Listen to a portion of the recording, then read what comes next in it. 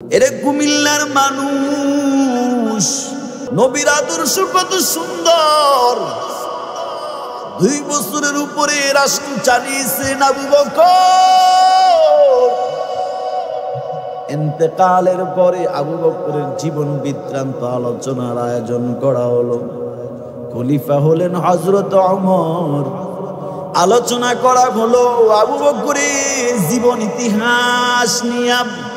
একজন গ্রাম্য মানুষ বলে, ওমর, আমি আবু বকরের একটা ঘটনা জানি, যে ঘটনাটা কেউ বলে নাই। কি ঘটনা? আমি পায়ে দেখতাম খলিফাতুল মুসলিমিন আবু বকর এই পথ দিয়ে হেঁটে যেতেন, ভিতরে যেতেন, হাতের মধ্যে একটা পোটলা নিয়ে যেতেন, কি যেন পাকাইয়া যেতেন। হযরত ওমর মনে মনে ভাবলেন, হয়তোবা এই পথে কোনো কিছু একটা আছে না নাই। খবর নিয়ে দেখলেন, খবর নিলেন আবু বকর পায়েস পাকাইয়া এই পথ দিয়ে যেতেন, অথবা হালুয়া পাকাইয়া যেতেন। হযরত ওমর হালুয়া অথবা পায়েস পাকাইয়া এই পথে হাঁটতেছেন। গ্রাম্য একটা রাস্তা, যেতে যেতে ভিতরে গিয়া দেখেন একটা দুর্গন্ধ। হযরত ওমর তাকাইয়া দেখেন একটা ছোট্ট ঘর। এই ঘরের মধ্যে একটা অসুস্থ বান্দা পড়ে আছে। অসুস্থ একটা আল্লাহর বান্দা, উঠতেও পারে না, বসতেও পারে না। আল্লাহর বান্দা আবু বকর এই আল্লাহর বান্দাটার জন্য দৈনিক খানা পাকাইয়া নিয়ে যেতেন। ওমর গিয়তর ভিতরে ঢুকে সালাম দিলেন। সালাম দেওয়ার পরেই বলে, কে আপনি? আবু বকর। ওমর এখনো তার পরিচয়টা দেয় না। আপনি আজকে কয়েকদিন আপনার কোনো খবর নাই, কইছিলেন আবু বকর, কইছিলেন আপনি? তিনি কিছু বলে না। হঠাৎ করে খলিফাতুল মুসলিমিন ওমর ওই যে নিজের হাতে পাকানো ওই খানাটা, ইহুদিটা মুসলমান না, ইহুদি কে বলেন? ইহুদি অসুস্থ, ইহুদির মুখে খানা তুলে দেব। ইহুদি ডাক দিয়া বলে, আপনি কে? ও কয়েকদিন আগে যে আপনারে দৈনিক টাইমে এসে আপনারে খানা খাওয়াইতো।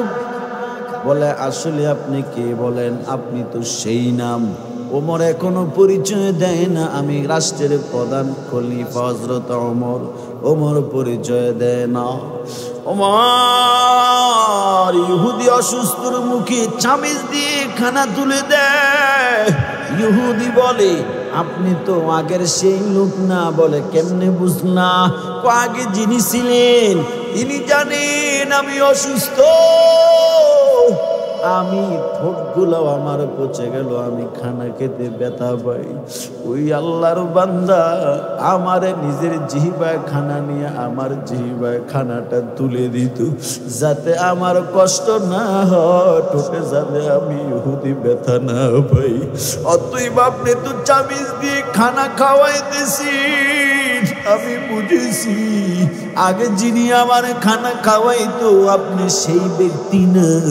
হযরত ওমর চোখ দিয়ে পানি পড়তেছে, ডাক দিয়া বলে, ও ইহুদি ভাই, আগে যিনি তোমার খানা খাওয়াইলো তুমি চিনুনি? কয়, না না। কয়, তিনি হলেন রাষ্ট্রের খলিফা হযরত আবু বকর সিদ্দিক রাদিয়াল্লাহু তাআলা আনহু। ইহুদি চোখের পানি ছেড়ে, তিনি যে রাষ্ট্রের খলিফা আমি তো চিনলাম না।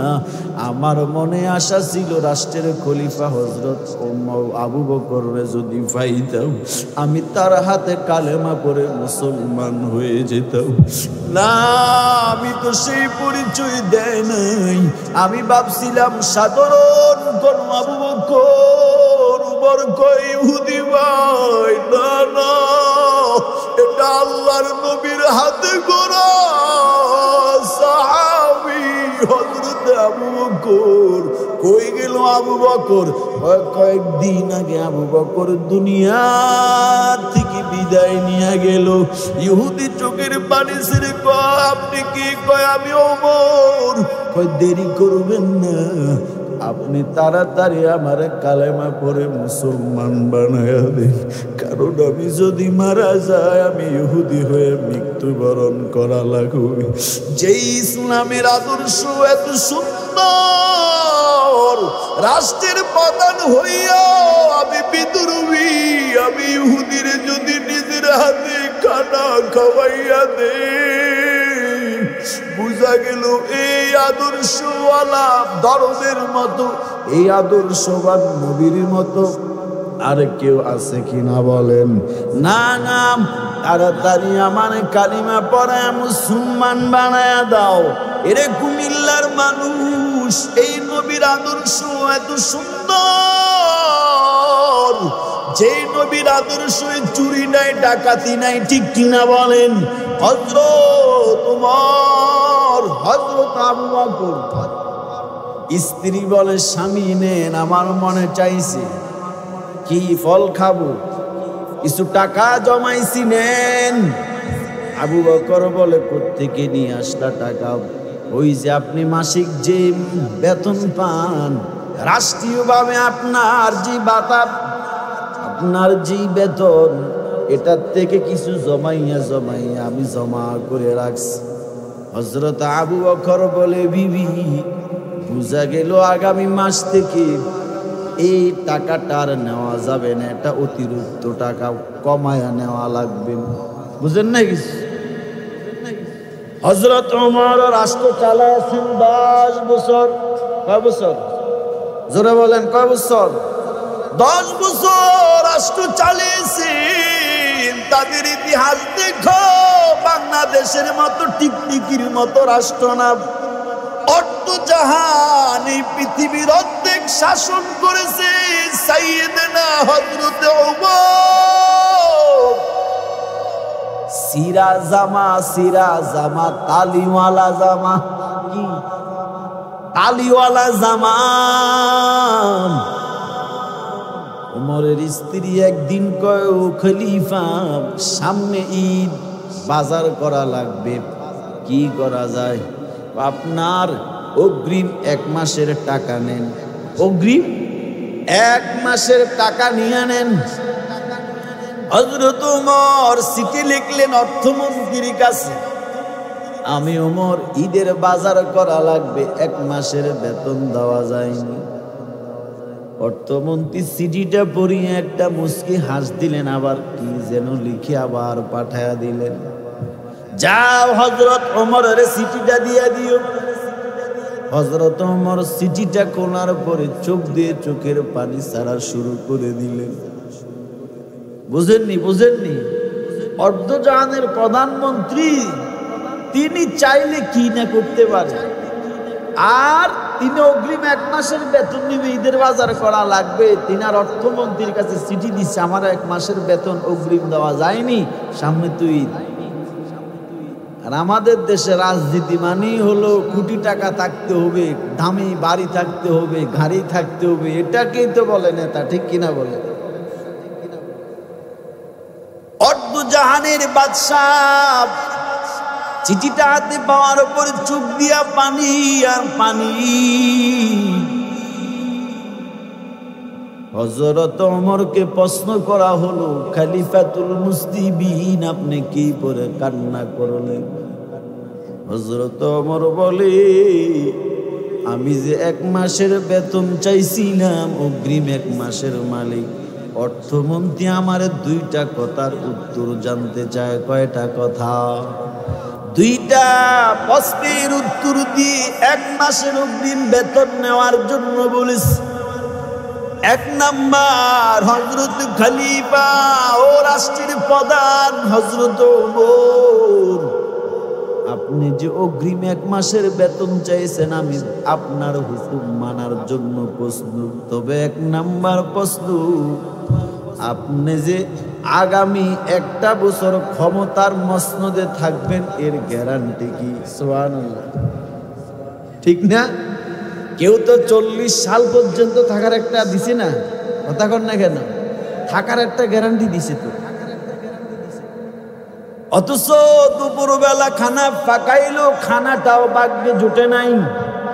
আল্লাহর কারিশমা দেখছেন নি? খেলা কি দেখছেন নি? হ্যাঁ, ভুলি যায়, বাঙালি ভুলে যায় তো, ঠিক কিনা বলে? বাঙালি ভুলি যায়, এ তো শুরু হয়ে গেছে আবার আকাম কুকাম, ঠিক না? আল্লাহ হেফাজত করুন বলি আমি। কত কথা আইয়ে মুখ দিয়ে টুক করে বাইর হয়ে যায়, মুখরে কইছি কন্ট্রোল করি রাখ, এরপরও বাইর হয়ে যায়। শিক্ষা গ্রহণ করি না আমরা, অতীত থেকে শিক্ষা গ্রহণ করি না, ঠিক কিনা বলে? শিক্ষা গ্রহণ করি না আমরা। অথচ আল্লাহ কোরআনে কি বলেন? বিসমিল্লাহির রাহমানির রাহিম।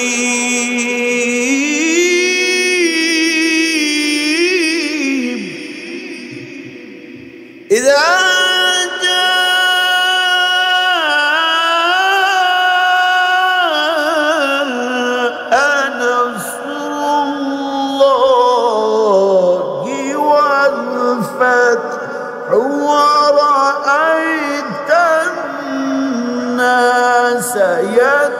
يدخلون في دين الله أفواجا فسبح بحمد ربك واستغفره إنه كان توابا। আল্লাহ বলে, যখন আল্লাহর পক্ষ থেকে সাহায্য আসবে, বিজয়ের দ্বার খুলে দিবে কে? কথা কর না কেন? মনোযোগ আছে আমার দিকে। সাহায্য কে করলে? আল্লাহর পক্ষ থেকে যখন সাহায্য আসবে, তখন আপনি দেখবেন বিজয়ের দরজা খুলে দিবে কে? আচ্ছা বলেন তো, বিজয়টা কি জনবল দিয়ে আসে না আল্লাহর পক্ষ থেকে আসে? বিজয়টা কি অস্ত্রের বলে আসে না আল্লাহর পক্ষ থেকে আসে? কথা বুঝতেছেন আমার? বিজয়টা কি শক্তির বলে আসে না আল্লাহর পক্ষ থেকে আসে? বিজয়টা যদি অস্ত্রের বলে আসতো, তাহলে আমেরিকা কেন আফগানিস্তানের মোল্লাদের কাছে, পাগড়িওয়ালার কাছে পরাজিত হলো, ঠিক কিনা বলেন? তাদের কি অস্ত্রের অভাব ছিল? পারমাণবিক উন্নত মানের অস্ত্র আমেরিকার অভাব ছিল বলেন? জনবল দিয়ে যদি বিজয় আসতো, তাহলে আফগানিস্তান টুপিওয়ালা মোল্লাদের কাছে কেন এই আমেরিকার মতো সেই বেঈমানেরা লেজ গুটিয়ে পালাতে বাধ্য হলো, ঠিক কিনা বলেন? তাদের তো জনবলেরও অভাব ছিল না, ঠিক কিনা বলেন? বদরের যুদ্ধে 313 জন, কয়জন বলেন? কতজন? কত রমজানে হয়েছে বদরের যুদ্ধ? 17 রমজানে 313 জন, কাফেররা 1000+, ঠিক না? কিন্তু মুসলমানেরা উপাস, সেই মুসলমানদেরকে আল্লাহ বিজয় দিছিনি। কি বুঝবেন? অস্ত্রের বলে বিজয় অর্জন করা যায় না, শক্তির বলে বিজয় অর্জন করা যায় না, জনবল দিয়ে বিজয় অর্জন করা যায় না, ঠিক কিনা বলেন? যদি এটা হইতো যে জনবল দিয়ে, অস্ত্র দিয়ে বিজয় অর্জন করা যেত, তাহলে আফগানিস্তানের মুসলমান মোল্লারা, টুপি পাগড়িওয়ালারা, যুদ্ধাওয়ালারা ইউরোপ আমেরিকাকে পরাজিত করতে কখনো সক্ষম হতো না, ঠিক কিনা বলেন? ঠিক মুসলমান রাষ্ট্রেও বেশি শেখ হাসিনাকে বিদায় করা সম্ভব হতো না, কারণ তার কি বাহিনীর অভাব ছিল, ঠিক কিনা বলেন? তার হাতে সেনাবাহিনী ছিল, তার হাতে র্যাব ছিল, তার হাতে পুলিশ বাহিনী ছিল, তার হাতে বিজিবি ছিল, প্রত্যেকটা গোয়েন্দা বাহিনী তার কমান্ড মেনে চলতো, প্রত্যেকটা বাহিনী। তাহলে কি বুঝলেন? ছাত্র স্টুডেন্ট এদের কাছে অস্ত্র নাই, বিমান নাই, কিচ্ছু নাই, কিন্তু সেই প্রধানমন্ত্রীকে মাত্র মাত্র দুপুরের খানা পাকাইছে, খাবে, সেই খানাটা পর্যন্ত খেতে পারে নাই। তাহলে কি বুঝলেন? বিজয় আসে কার থেকে? জোরে বলেন। কিন্তু এটা আমরা ভুলে যাই। এটা কি? এটা আমরা ভুলে যাই। অথচ আল্লাহ বলেন, আমার পক্ষ থেকে যখন সাহায্য আসবে বিজয়ের দরজা খুলে দিব। এরপরে আপনি কি করবেন? জায়গাটার মধ্যে আগে বসে একজনে খাইছে, এখন এতে তো দায় গেছে, খালি হয়ে গেছে, আমি বসি, এই যে আকাম করছে একই আকাম আমি শুরু করে দিলাম। এটার নাম হলো? কথা বলেন না কেন? এই এক চেয়ারে আগে একজনে বসে দুর্নীতি করছে, চাঁদাবাজি করছে, সেই চলে গেছে, আমি এখন খালি আমি বসছি, আমি বসে আমি খানা শুরু করছি। এর নাম না। আল্লাহ বলে, যখন বিজয় আসবে আমার পক্ষ থেকে কি করবা? ওয়ারাইতান নাসা ইয়াদখুলুনা ফি দীনিল্লাহি আফওয়াজা। নবী আপনি দেখবেন মানুষ দলে দলে দ্বীনের মধ্যে প্রবেশ করতেছে। শুকরিয়া আদায় কি করবেন? ফাসাব্বিহ বিহামদি রাব্বিক, আপনি আপনার রবের প্রশংসা করবেন, সুবহানাল্লাহ। ওয়াস্তাগফির, ইস্তিগফার করবেন, ইন্নাহু কানা তাওয়াবা, নিশ্চয় আপনার রব তাওবা কবুল করে। ঠিক কিনা বলেন? কিন্তু আমরা শুকরিয়া আদায় করি না। ঠিক কিনা বলেন? আমরা অসুস্থ হলে মসজিদে আমিত্তি দিয়ে দোয়া পড়াই, ইমাম সাহেবের কাছে দোয়া চাই, সুস্থ হয়ে গেলে মনে থাকে না। ঠিক কিনা বলেন? আমার জানা ঘটনা, আমি কুমিল্লা নূরে মদিনা জামে মসজিদের জুমা পড়াই। আমার এক ভক্ত অসুস্থ ছিল দীর্ঘদিন। এই বেড়ারে আমি হাসপাতালে দেখতে গেছি কুমিল্লা টাওয়ারে। এ বেড়া দাঁড়িয়ে ছিল না, সাইডে 15 দিন অসুস্থ, মোটামুটি দাঁড়ি 1-2 ইঞ্চি বড় হয়েছে। কয় ইঞ্চি? তো অনেক বেড়া আমি দোয়া করেছি, আল্লাহ আপনার যাতে সুস্থতা দান করে, মসজিদে দোয়া করছি। এ বেড়া সুস্থ হওয়ার পর আমার সাথে দেখা করতে গেছে। দেখা করতে গিয়া নাস্তা তার সাথে নিয়ে গেছে, দেখি যে একবারে পুরো ক্লিন, পুরো কি ক্লিন হয়ে গেছে। তা আমি উনারে দেখি সুস্থ, দেখি খুশি, ভালো লাগছে। বলছি যে ভাই, আপনার অসুস্থ দেখে আমি যে খুশি হয়েছি, আপনি এখন সুস্থ হওয়াতে আমি এত খুশি হই নাই। হুজুর কি বলেন? আমি যে সুস্থ হয়েছি আপনি খুশি হন নাই? তাহলে আপনি সুস্থ হয়েছেন এটাতে আমি খুশি। বাক্য অসুস্থ থাকতে আপনার মুখে দেখছি দাড়িগুলি মোটামুটি 2 ইঞ্চি লম্বা হয়েছিল, এখন আপনি সুস্থ হয়ে গেছেন, রাসূলের সুন্নাত সারি দিয়েছেন, দাড়িটার একবারে ক্লিন করে ফেলছেন। এতে আপনার মনে কষ্ট লাগে না দাড়িগুলো কাটতে? যে রাখে না এই তো আলাদা এক হিসেব, ঠিক নেই, কিন্তু রাইখা যদি কাটে দেয় কেমন লাগলো? আপনার কষ্ট লাগলো না? আমরা বিপদে পড়লে আল্লাহকে ডাকি, বিপদ শেষ আবার আল্লাহরে বলে যাই। ঠিক কিনা বলুন? কটা বাজে বলছেন? টাইম কটা? 10টা না? ইনশাল্লাহ, ইনশাল্লাহ। আচ্ছা ঠিক আছে।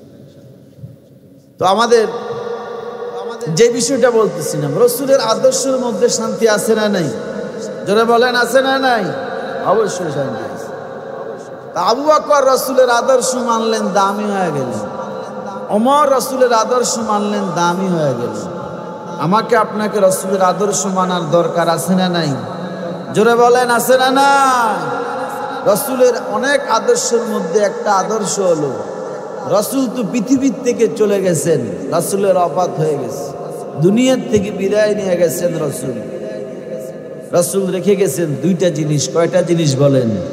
তারাকতু ফীকুম আমরাইন লান তাদিল্লু মা তামাসসাকতুম বিহিমা কিতাবাল্লাহি ওয়া সুন্নাত রাসূলি। নবী বলেন, উম্মত 2টা জিনিস তোমাদের মাঝে রেখে গেলাম, একটার নাম হলো কোরআন, 2 নাম্বার হলো আমি নবীর সুন্নাত। ঠিক কিনা বলেন? কোরআন কার কিতাব বলেন? আল্লাহর কিতাব। এই কোরআনটা শিক্ষা দিবে কোথায়? মাদ্রাসায়, তাই না? মাদ্রাসার মধ্যে কোরআন শেখানো, এখানে কোরআনের তালিম দেওয়া। আল্লাহ যেমন শ্রেষ্ঠ, আল্লাহর আসমানে কিতাবও শ্রেষ্ঠ, ঠিক না? ঠিক শ্রেষ্ঠ কিতাব, শ্রেষ্ঠ নবীর উপরে আল্লাহ অবতীর্ণ করেছেন। ঠিক কিনা বলেন? নবী যেমন শ্রেষ্ঠ, নবীর উম্মত শ্রেষ্ঠ উম্মত। ঠিক কিনা বলেন? আমাদের রব একজন, আল্লাহর পক্ষ থেকে শ্রেষ্ঠ কিতাব দিলেন কোরআন, আল্লাহর পক্ষ থেকে শ্রেষ্ঠ মাখলুক, শ্রেষ্ঠ পয়গম্বর মুহাম্মাদুর রাসূলুল্লাহ। সেই মুহাম্মাদুর রাসূলুল্লাহর উম্মত যারা, আমরাও শ্রেষ্ঠ। ঠিক কিনা বলেন? কথা লম্বা করবো না, আমার পরেও আরো ওলামা হযরত আছেন, মুরব্বীরা আছেন, আলোচনা করবেন। আমার সময় দেওয়া হয়েছে 10টা, এর মধ্যে আমি ইনশাল্লাহ নির্দিষ্ট সময় ছেড়ে দিব। আমি ছাড়ার আগে আপনাদের কাছে এই কয়েক মিনিট একটু আদবার করব, কেউ উঠবেন না, দয়া করে কেউ উঠবস করবেন না। বুখারীতে একটা ঘটনা আসছে, ওয়াকিয়া আসছে। আল্লাহর এক বান্দি, ব্যভিচারিণী এক বান্দি, পথ দিয়ে হাঁটতেছেন, কুকুর দেখতেছেন, কুকুরের পাশে ঘোরাঘুরি করে। তো বান্দিটা ভাবলেন অবশ্যই কুকুরটা পানির পিপাসায় ঘোরাঘুরি করে, কি করবেন, কিভাবে পানি পান করানো যায়। আরবিরা চামড়ার মোজা পরে, চামড়ার মোজার সাথে কাপড় বেঁধে কূপে পালাইয়া পানি নিয়ে কুকুরে পানি পান করাইলেন, কুকুর চলে গেল। আল্লাহ রসুলকে জানায় দিলেন, আমার এই বান্দিটা যে কুকুরকে পানি পান করাইল, আমি আল্লাহ আমার এই বান্দিটার জিন্দিগির গুনাহগুলি ক্ষমা করে দিছি। আচ্ছা বলেন তো, কুকুর কি সৃষ্টির শ্রেষ্ঠ না নিকৃষ্ট? একটা নিকৃষ্ট মাখলুককে একটা ব্যভিচারিণী, সীমা লঙ্ঘনকারী একটা বান্দি পানি পান করানোর কারণে যদি আল্লাহর পক্ষ থেকে ক্ষমার ঘোষণা আসে, মানুষ সৃষ্টির শ্রেষ্ঠ না? এই মানুষের মধ্যে যারা কোরআন শিক্ষা করে তারা আরো শ্রেষ্ঠ, ঠিক কিনা বলেন? কুনতুম খায়রা উম্মাতিন উখরিজাত লিন-নাস তা'মুরুনা বিল মা'রুফি ওয়া তানহাউনা 'আনিল মুনকার ওয়া তু'মিনুনা বিল্লাহ। আমরা সৃষ্টির শ্রেষ্ঠ কিনা বলেন? সৃষ্টির শ্রেষ্ঠ মাখলুকের নাম কি? মানুষ। কি বলেন? ওয়ালাকাদ কাররামনা বানি আদম, ওয়ালাকাদ কাররামনা বানি আদম وحملناهم في البر والبحر ورزقناهم من الطيبات وفضلناهم على كثير من خلقنا تفضيلا। আল্লাহ বলে, আমি আদমরে শ্রেষ্ঠত্ব মর্যাদা দিলাম। কেন দিলাম? আদম শক্তি বেশি জন্য দিলাম না, না শক্তি বেশি মানুষের জন্য আমি শ্রেষ্ঠত্ব দিলাম। কয় না, না আদম সন্তান খেতে পারবে সেই জন্য দিলাম। কয় না, না বলে আদম সন্তান তারা বুদ্ধি বেশি এই জন্য শ্রেষ্ঠত্ব মর্যাদা দিলাম। কয় না, না বলে আদম সন্তানরে কেন শ্রেষ্ঠত্ব দিলাম? তারা বড় ডিগ্রিদারি এই জন্য। কয় তাও না, ঠিক কিনা বলেন? আমি আল্লাহ আদমরে কেন সম্মানিত করলাম? তাদের শক্তি বেশি এই জন্য না, না তাদের বুদ্ধি বেশি এই জন্য না, না তারা খেতে পারে বেশি এই জন্য। কয় না, না আল্লাহ বলে আমি তাদেরকে শ্রেষ্ঠত্ব মর্যাদা দিলাম দুইটা কারণ। কয়টা বলেন? জোরে বলেন। এক নাম্বার, তা'মুরুনা বিল মা'রুফ ওয়া তানহাউনা 'আনিল মুনকার। তোমরা সৎ কাজের আদেশ দিবা, মানুষের অসৎ কাজ থেকে নিষেধ করবা। আল্লাহ বলেন আমি তোমাদেরকে শ্রেষ্ঠত্ব মর্যাদা দিলাম। কারণ কি? আমাদের শক্তি বেশি এই জন্য দিছেন। আমাদের সাথে শক্তিশালী তো বাঘ আছে না? তার মানে শক্তি দিয়া কেউ কখনো শ্রেষ্ঠত্ব অর্জন করতে কি পারে না। বুদ্ধি দিয়া কেউ শ্রেষ্ঠত্ব অর্জন করতে পারে না। বুদ্ধি কেমন বুদ্ধি? তাল গাছে ঢালের মধ্যে বাসা বাঁধেনি কি পাখি? ভাবো এই পাখির দিকে দেখেন তাকাইয়া। প্রাইমারিতে পড়ে নাই, হাই স্কুলে পড়ে নাই, কলেজে পড়ে নাই, বিশ্ববিদ্যালয়ে পড়ে নাই, কোনো ডিগ্রি নাই, কোনো মাস্টার নাই, তাকাইয়া দেখো বাবুই পাখি তাল গাছের ডালের মধ্যে এত সুন্দর বাসা বানাইলো। যতই বৃষ্টি হোক না কেন বাবুই পাখির বাসার মধ্যে পানি ঢুকে না। ভিতরে খুলে দেখবেন বাবুই পাখির বাসার ভিতরে বেডরুম আলাদা, ডিম পাড়ার রুম আলাদা, বেডরুম আলাদা, থাকার রুম আলাদা। এরে মানুষ তুই ইঞ্জিনিয়ারিং পড়ে অহংকারী করো। ইঞ্জিনিয়ার মানুষ ইঞ্জিনিয়ার, তার ইঞ্জিনিয়ারিং এর মধ্যে ভুল আছে, কিন্তু তাকাইয়া দেখো দুনিয়ার ইঞ্জিনিয়ার এক ইঞ্জিনিয়ার বিল্ডিং এর ড্রয়িং দেয়, আরেক ইঞ্জিনিয়ার ফালায়া দেয়। ঠিক নেই? ওই যে মেট্রো রেলের বিয়ারিং খুইলা যুবক দুনিয়া থেকে বিদায় 2 বছর হয় নাই। ঠিক না? খবর হয়েছে নি? দুনিয়ার ইঞ্জিনিয়ারিং 2 বছরে শেষ। কিন্তু বাবুই পাখির দিকে তাকাইয়া দেখ, এত সুন্দর বাসা বানায়।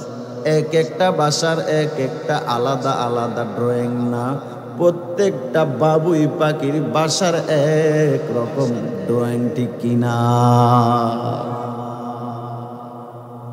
তাহলে মানুষ শিক্ষার অহংকারী করিও না।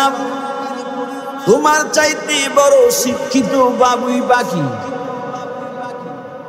শক্তির গরম দেখাইও না, তোমার চাইতে বড় শক্তিশালী রয়্যাল বেঙ্গল টাইগার জংলা আছে না নাই? এরে মুমিন,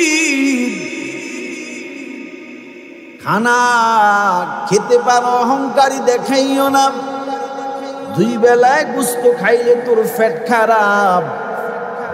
তাকাইয়া দেখ চিয়াখানার মধ্যে, তাকাইয়া দেখ এক একটা বাঘ সিংহ দৈনিক 5 বেলা গরুর গোস্ত খায়। কয় বেলা? 1 বেলা কয় কেজি গোস্ত? 5 কেজি গরুর গোস্ত খায়।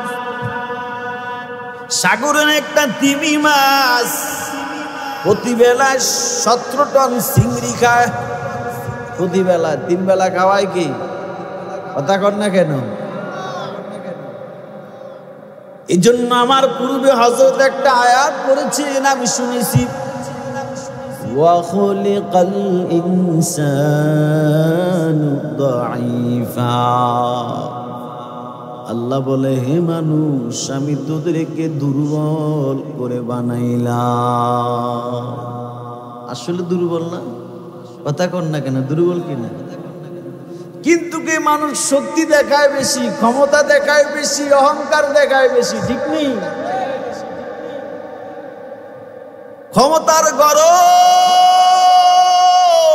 17 বছরে কই গেল রে ভাই?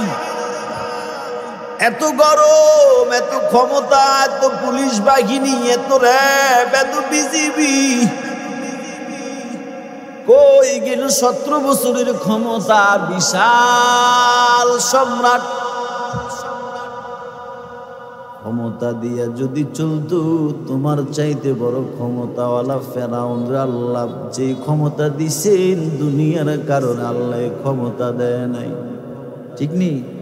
কথা কর না কেন? ক্ষমতার বাহাদুরি যদি চলতো, আল্লাহর কসম, আল্লাহ ফেরাউনরে যে ক্ষমতা দিয়েছেন, কিয়ামতের আগে ক্ষমতা আল্লাহর কারণে দিবে না। অতএব আল্লাহর কাছে ক্ষমতার বাহাদুরি চলে না। ঠিক কিনা বলেন? টাকার বাহাদুরি চলে না। ও টাকাওয়ালা ভাই, টাকার বাহাদুরি যদি চলতো, এই জমিনে সবচেয়ে বড় টাকাওয়ালা ছিল কারুন। কে বলেন? কে? কারুন। আল্লাহ এত টাকা দিলেন, সে কারুনের টাকা কই? এখনো মাটির নিচে ঢোকে। ঠিক নেই? সম্পর্কের বাহাদুরি চলে না, টাকার বাহাদুরি চলে না, ক্ষমতার বাহাদুরি চলে না। দুনিয়ায় যারা ক্ষমতার বাহাদুরি করে এরাও মরবে, ঠিক নি বলেন? কথা কর না কেন? মরা লাগবে না? যে ক্ষমতার মালিক সেও মরবে, যার ক্ষমতা নাই সেও মরবে। যে কোটি টাকার মালিক সেও মরবে, যে সুইপার গরিব সেও মারা লাগবে। যে শিক্ষিত সেও মরবে, যে মূর্খ সেও মরবে। যেই ব্যক্তি সুস্থ সেও মরবে, যেই ব্যক্তি অসুস্থ সেও মরবে। যে আলেম সেও মরবে, যে আম সেও মরবে, ঠিক নি বলেন? ডাক্তার যারা তারা মরবে না? হ্যাঁ, বাঁচার জন্য ডাক্তারের কাছে দৌড়ায়, রাতের 11টায় বুক চিনচিন ব্যথা করে, ফিন করে। অ্যাম্বুলেন্স রে খবর দে, তাড়াতাড়ি অ্যাম্বুলেন্স রে ডাকো। অ্যাম্বুলেন্স দিয়ে কুমিল্লা টাওয়ারে ঢুকাইছো, কয় হবে না, কই কো টাকা নিয়ে যাও। অ্যাম্বুলেন্সে তাড়াতাড়ি ডাকা বড় ডাক্তারের কাছে নিয়ে গেল। লাইভ সাপোর্টে ঢুকাইল। লাইভ আইসিইউতে ঢুকানোর পরে 1 ঘন্টা পরে কয় রুগী নেই। কি নাই? ডাক্তারের কাছে গেল বাঁচার জন্য, ঠিক নেই। অথচ সে ডাক্তারের কাছে যাওয়ার পরে মারা গেল। কথা কন না কেন? এবার আসেন, যে ডাক্তারের কাছে মানুষ বাঁচার জন্য দৌড়ায় সেই ডাক্তার মারা যায়নি। কথা কন? ডাক্তার যদি মানুষরে বাঁচাইতে পারত, আল্লাহর কসম দুনিয়ার কোন ডাক্তার মারা যেত না। পীর যদি সন্তান দিতে পারত, তাহলে জমিনে সন্তানবিহীন কোন নারী পাওয়া যেত না, ঠিক কিনা বলেন? পীর যদি ধনী বানাইতে পারত, আল্লাহর কসম এই জমিনে কেউ গরিব থাকতো না, ঠিক কিনা বলেন? পীর যদি তোমারে সুস্থ বানাইতে পারত, এই জমিনে হাসপাতাল থাকতো না। এর মুমিন, দুনিয়ার সব দুর্বল দুর্বল দুর্বল, একমাত্র সবল হলেন একজন, তিনি আমার আল্লাহ। হায়াতে আল্লাহ, মৌতে আল্লাহ, ঠিক কিনা বলেন? হায়াতে আল্লাহ, মৌতে আল্লাহ, কবরে আল্লাহ, হাসরে আল্লাহ, কবরে আল্লাহ, হাসরে আল্লাহ। লা ইলাহা ইল্লাল্লাহ, লা ইলাহা ইল্লাল্লাহ, লা ইলাহা ইল্লাল্লাহ। আসমানের মালিক এক আল্লাহ, জমিনের মালিক এক আল্লাহ, হায়াতের মালিক এক আল্লাহ, মৌতের মালিক এক আল্লাহ। লা ইলাহা ইল্লাল্লাহ, বলো লা ইলাহা ইল্লাল্লাহ, লা ইলাহা ইল্লাল্লাহ, লা ইলাহা ইল্লাল্লাহ। কি বুঝলেন? মানুষ দুর্বল না সবল? সব মাখলুক থেকে দুর্বল না সবল? দুর্বল। শিক্ষার দিক দিয়ে দুর্বল, শক্তির দিক দিয়ে দুর্বল, খানার দিক দিয়ে দুর্বল। কার কথা বলেন?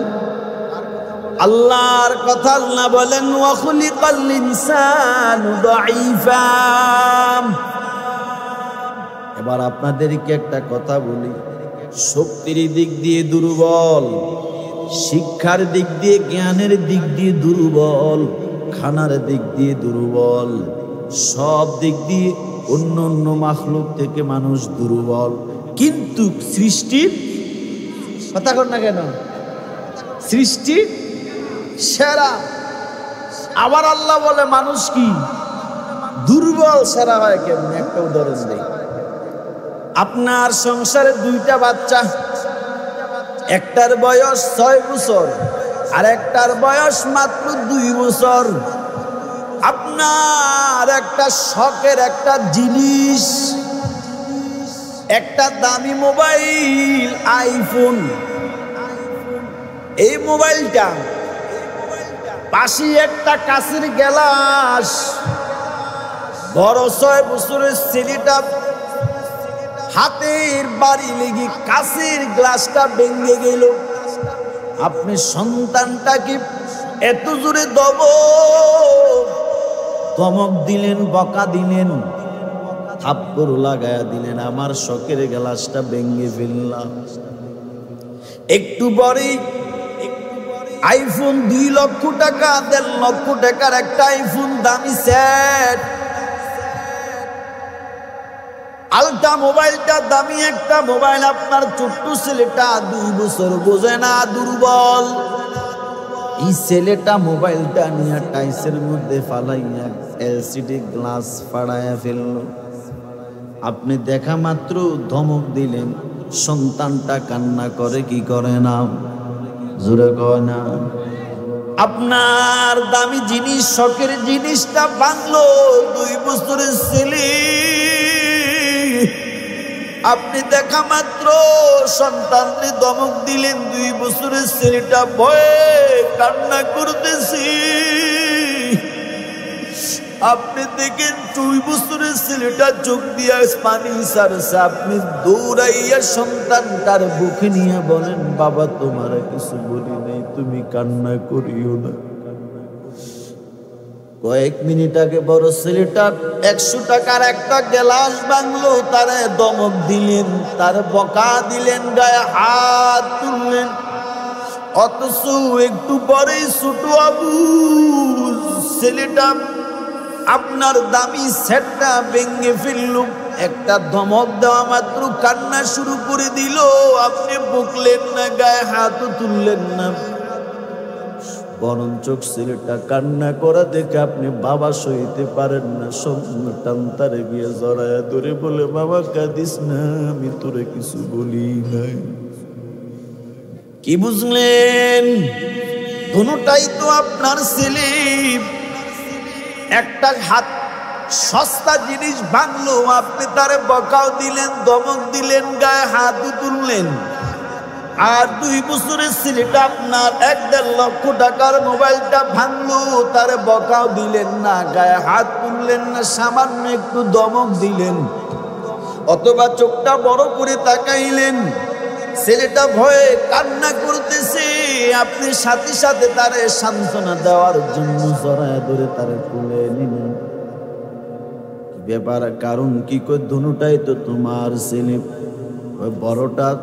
বড়টা বড় যে সেই সবল, ছোট যেটা এটা হলো দুর্বল। ঠিক কিনা বলেন?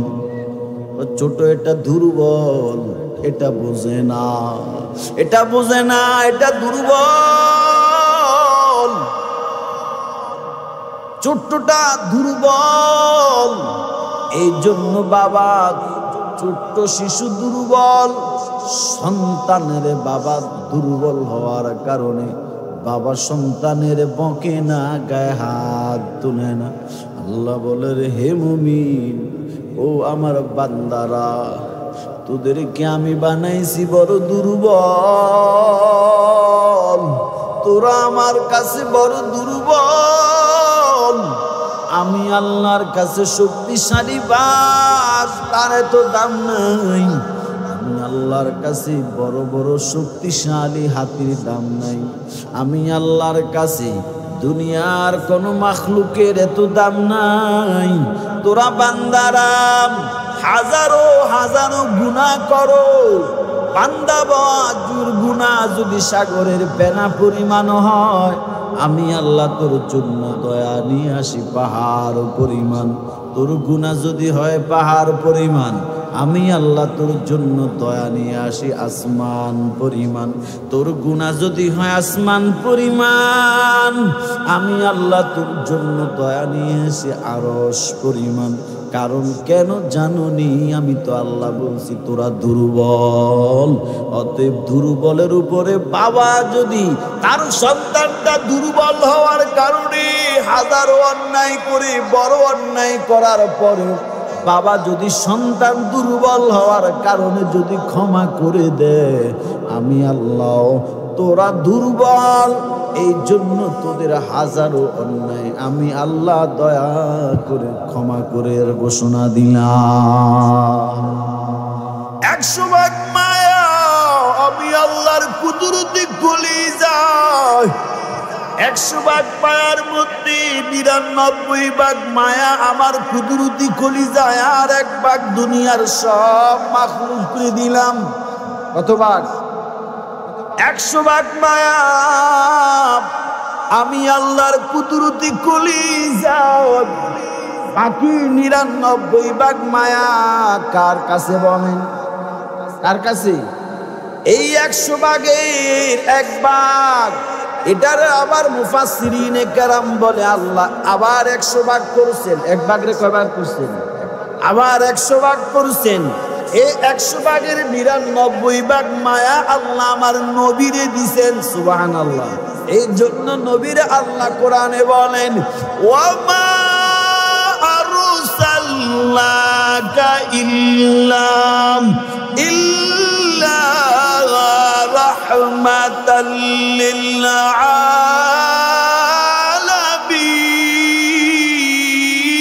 আলামিন। ও নবী, আপনারে গোটা দুনিয়ার জন্য আমি আল্লাহ রহমত হিসেবে প্রেরণ করেছি। বলে কতটুক জায়গার জন্য রহমত? বলে আমি আল্লাহ রব্বিল আলামিন, আমি আল্লাহ গোটা মাখলুকের প্রতিপালক। আমি আল্লাহ যত জায়গার জন্য প্রতিপালক, আপনি নবী তত জায়গার জন্য হলেন রহমত। কত ভাগ মায়া বলেন? কত ভাগ মায়া? 100 ভাগ মায়া। 99 ভাগ মায়া আল্লাহর কুদরতি কলিজা, আর 1 ভাগ মায়া আবার 100 ভাগ করলেন। 99 ভাগ মায়া আল্লাহ আমার রাসূলে দিলেন। আর আছে কয় ভাগ? এই 1 ভাগ গোটা দুনিয়ার সব মাখলুকরা আল্লাহ বন্টন করে দিলেন। বয়ান বুঝতেছেন আমার? এখন বলেন দেখি, 100 ভাগের মধ্যে 99 ভাগ আল্লাহর কাছে, বাকি 1 ভাগরে আবার 100 ভাগ করেছেন। এর 99 ভাগ রাসূলে দিছেন।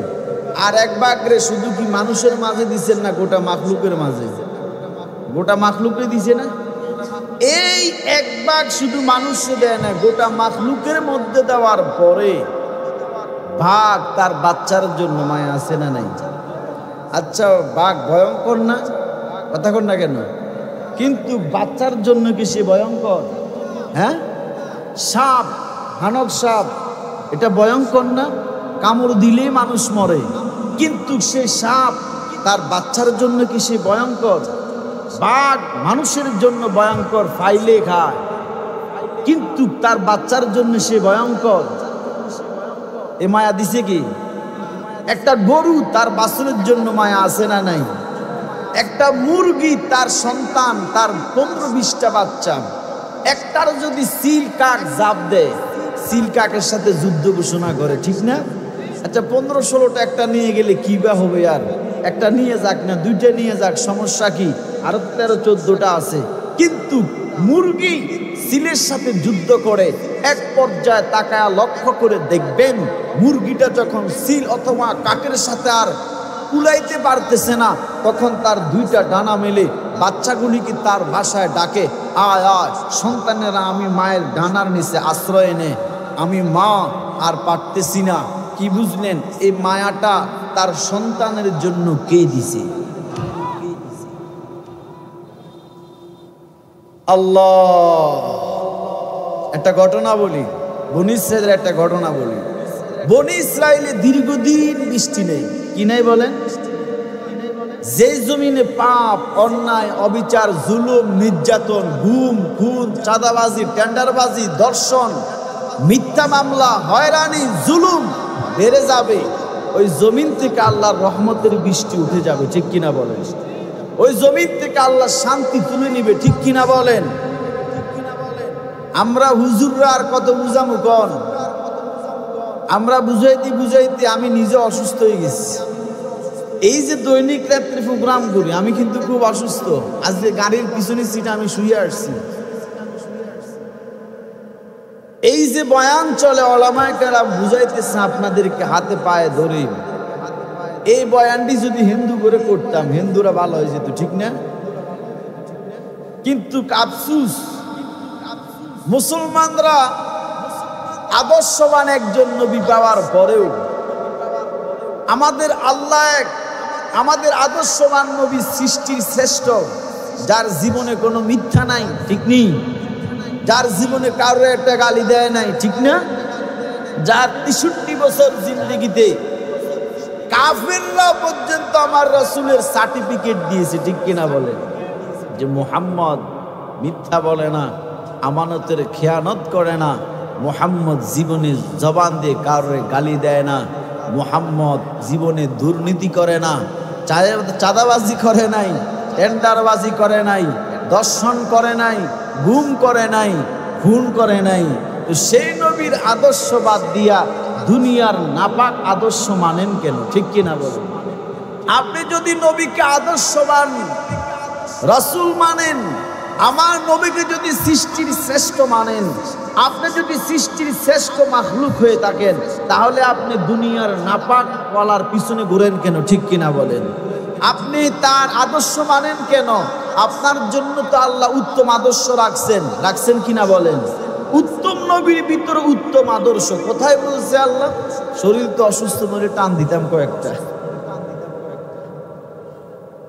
লাকাদ কানা লাকুম ফি রাসূলিল্লাহি উসওয়াতুন হাসানাহ। আল্লাহ বলে, তোমাদের জন্য উত্তম আদর্শ আমার নবীর ভিতরে আছে না নাই? জোরে বলেন। সব ক্ষেত্রে নবীর আদর্শ আছে না নাই? আল্লাহ কোরআনের ভিন্ন জায়গায় বলেন, হেফজুল কোরআন শরীফের 28 নম্বর পারার 5 নম্বর পৃষ্ঠা, সূরাতুল হাশরের 7 নম্বর আয়াতের শেষের অংশে আল্লাহ বলেন, মা আতাকুমুর রাসূলু ফাখুযুহু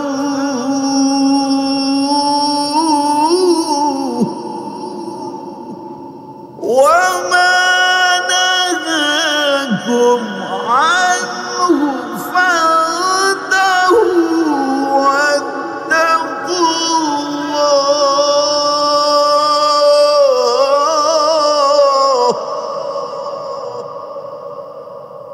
واتقوا الله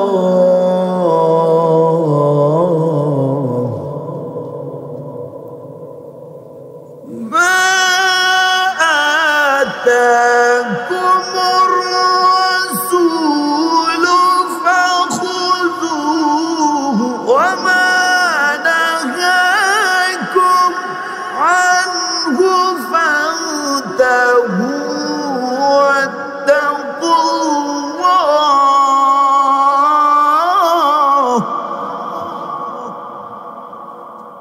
আমার রাসূল যাহা তোমাদেরকে দেন গ্রহণ করো,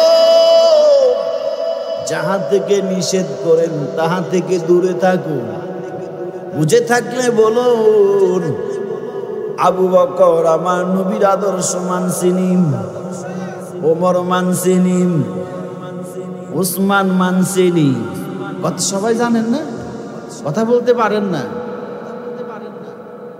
ওমর মানছেনি, উসমান মানছেনি, হযরত আলী মানছেনি, আফ্রিকান থেকে আসা কালো বেলাল মানছেনি। বলে আমার নবীর বিবি আম্মা জান খাদিজা নবীর আদর্শ মানলনি? বুঝে থাকলে বলুন, আবু বকর আমার নবীর আদর্শ মানার কারণে দামি হলো না বেদামি? আবু বকর আমার নবীর আদর্শ মানার কারণে দাম বাড়লো না কমলো? কেমন বাড়লো জানুনি? মুফাসসিরিনে কেরাম বলেন, পুরুষের মধ্যে ঈমান আনলেন আবু বকর।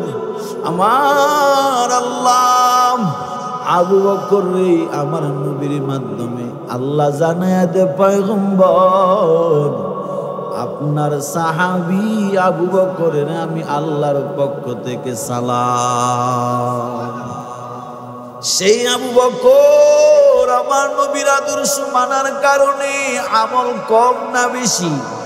শুধু কি নবীরে মানলো, নবীর আদর্শ মানলো, ঠিক কিনা বলেন? শুধু কি নবীরে মানলো, নবীরে ভালোবাসলো, নবীর আদর্শ মানলো, নবীর হাতে হাত রেখে কালেমা পড়ে ঈমান আনলো? শুধু কি তাই? আমলের বেলাও আবু বকর আমলের কোনো শেষ নাই। শুধু কি তাই? শুধু কি তাই? আমার আল্লাহ আবু বকরের সালাম দিল। শুধু কি তাই? 10 জন সাহাবা আমার আল্লাহ দুনিয়াতে জান্নাতের সুসংবাদ দিল, 1 নম্বরে আবু বকরের আল্লাহ দিল।